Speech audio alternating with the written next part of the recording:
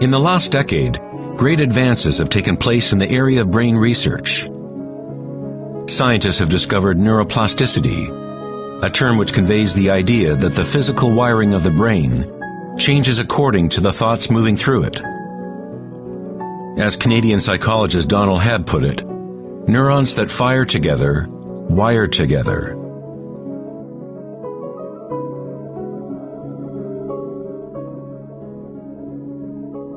Neurons wire together most when a person is in a state of sustained attention. What this means is that it is possible to direct your own subjective experience of reality. Literally, if your thoughts are ones of fear, worry, anxiety, and negativity, then you grow the wiring for more of those thoughts to flourish.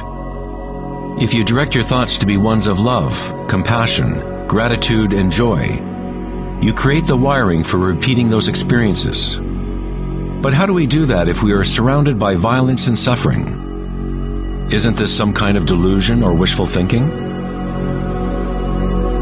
Neuroplasticity is not the same as the New Age notion that you create your reality by positive thinking. It is actually the same thing that the Buddha taught 2,500 years ago. Vipassana meditation, or insight meditation, could be described as self-directed neuroplasticity. You accept your reality exactly as it is, as it actually is.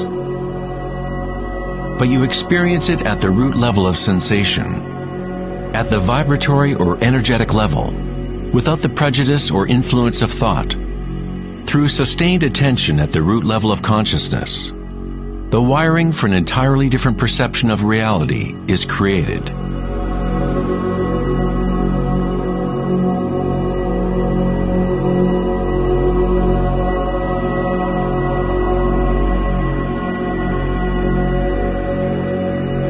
We have got it backwards most of the time. We constantly let ideas about the outer world shape our neural networks. But our inner equanimity need not be contingent on external happenings.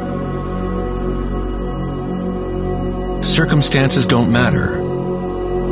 Only my state of consciousness matters. Meditation in Sanskrit means to be free of measurement, free of all comparison, to be free of all becoming. You are not trying to become something else. You are okay with what is.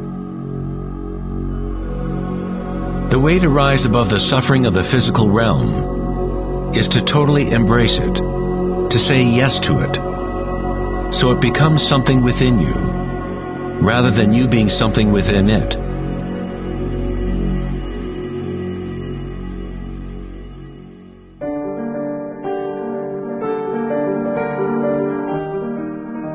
How does one live in such a way that consciousness is no longer in conflict with its content? How does one empty the heart of petty ambitions? There must be a total revolution in consciousness, a radical shift in orientation from the outer world to the inner. It is not a revolution brought about by will or effort alone, but also by surrender, acceptance of reality as it is.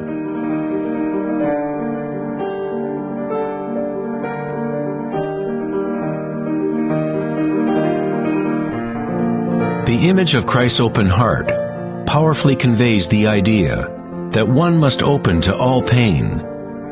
One must accept all if one is to remain open to the evolutionary source. This doesn't mean you become a masochist. You don't look for pain. But when pain comes, which it inevitably does, you simply accept reality as it is, instead of craving some other reality. The Hawaiians have long believed that it is through the heart that we learn truth. The heart has its own intelligence, as distinctly as the brain does. The Egyptians believed that the heart, not the brain, was the source of human wisdom. The heart was considered the center of the soul and the personality. It was through the heart that the divine spoke, giving ancient Egyptians knowledge of their true path. This papyrus depicts the weighing of the heart. It was considered a good thing to go into the afterlife with a light heart. It meant that you had lived well.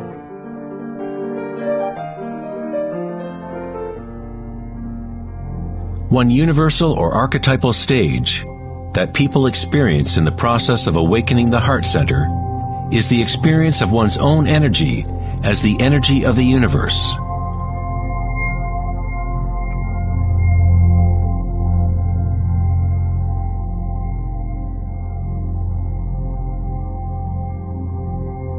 When you allow yourself to feel this love, to be this love, when you connect your inner world with the outer world, then all is one. How does one experience the music of the spheres? How does a heart open?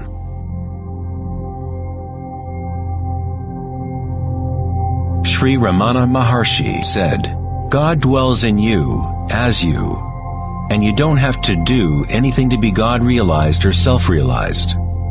It is already your true and natural state.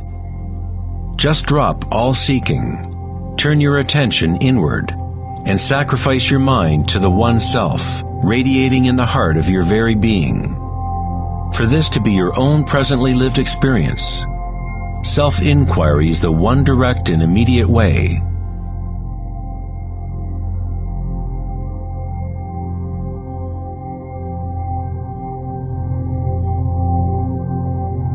When you meditate and observe sensations within, your inner aliveness, you are actually observing change. This force of change is the arising and passing away as energy changes form. The degree to which a person has evolved or become enlightened is the degree to which one has gained the ability to adapt to each moment, or to transmute the constantly changing human stream of circumstances, pain and pleasure, into bliss.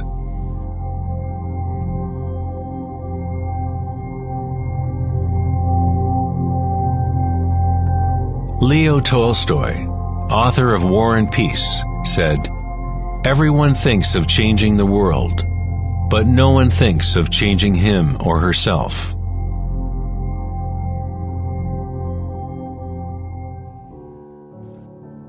Darwin said the most important characteristic for the survival of a species is not strength or intelligence, but adaptability to change.